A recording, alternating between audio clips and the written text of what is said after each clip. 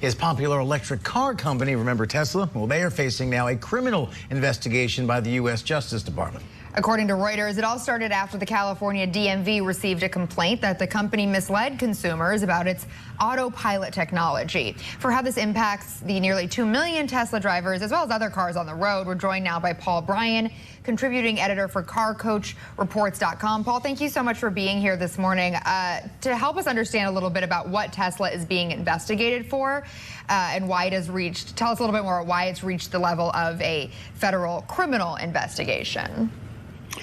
Well, this is a new step in what's been going on. There have been legal actions that have been taken against Tesla in the past, but this is the first time that we've learned that a criminal proceeding is taking place, which takes on a whole different texture, according to the attorneys that I've spoken with. And I should point out, I am not an attorney, but this is something that many in our community of automotive journalists, as we're talking about the subject, and the phones were buzzing last night after this story broke, and many are wondering, is this some sort of an escalation due to perhaps not as comfortable relationship between the administration and Twitter, serving as a buffer for some of their other messages that they would like to get out. So,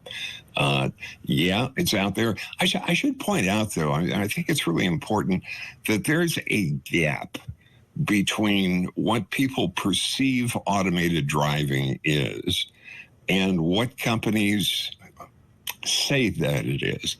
As I take a look at the statements of Musk over the years, yeah, he said we should be able to get to that point where you should be able to just sit in your car and go to the grocery store, to church, wherever you might be going. But you're always going to have to be behind the wheel. So the perception of what is believed by the consumer and the reality of what is being touted by the company are often two different things. And Musk and executives are always quite careful to leave a crack in the door there to say, yeah, we aren't there quite yet, but we should be able to. Musk has said, well, it's probably better than having no driver. But I don't know. It's a whole different step. Just help me understand that for a second. Sure. What is the appeal, though, of a self-driving car? Because to me, it seems both inherently dangerous, and I know that we're used to everything being conveniently on our phone and letting the computer do it for us. But what is? I've never understood the appeal. Help me understand from the driver's perspective. What's the allure here to this? Well, you're asking a baseball player what he likes about the game. To me, I mean, not being involved in the operation of the vehicle on every level is just anathema to me. I am deeply involved in what's going on in the vehicle. There are people who are not, however. When we get a car to test, when automotive journalists get a car to test, the first thing that I do is shut off all of the systems that are in there. I don't want to have a nanny in the car with me saying, hey, you're 12 inches outside of the lanes. But I just don't want to be nagged by it. But there are people who are totally disconnected. They look at a vehicle as purely an appliance. And that's what they want to do, and that's how they use their car. I have a much better relationship, and thousands of other people do. I very much want to be involved with the car. If you take a look as well at people who are seeking safety, and everybody is seeking safety in their vehicle.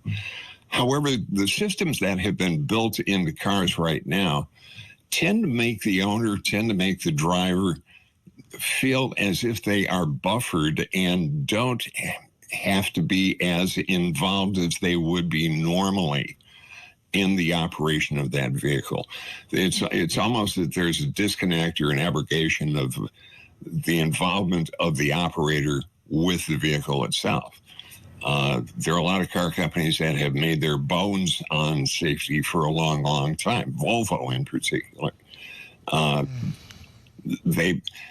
Many Volvo drivers that I see are horrid drivers, but in their mind, they're out there, and I've seen some Volvo drivers who are very good as well, but I see many of them who just rely on the systems too much, and you can't do that.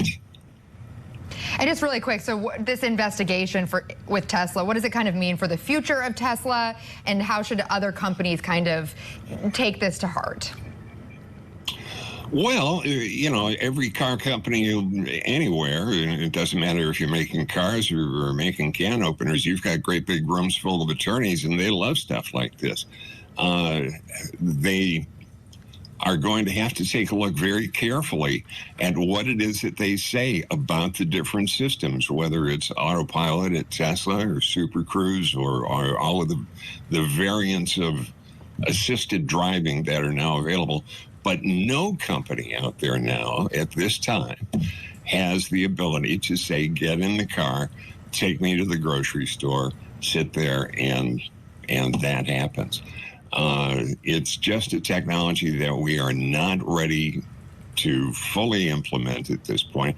Yeah, you know, I guess when you're on the highway and you put on cruise and you still can't take your hands off the wheel. I get more annoyed by a system when I put it on cruise control, and if I take my hands off the wheel for a little bit, it'll buzz the wheel, and it'll give me a buzz in the car seat as well. And I'm saying, well, what do I need you for? So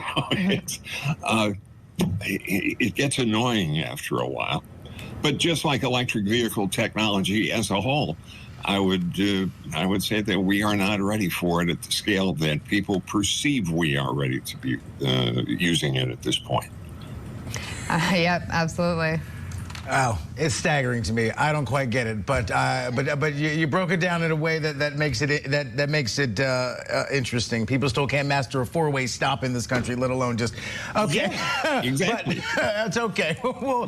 We will keep on this story and keep watching it. It is fascinating. Nothing else for a discussion. Paul Bryan, contributing editor for CarCoachReports.com. Thanks for sharing your expertise and your passion on this topic. Really appreciate it. You're most welcome. Thank you.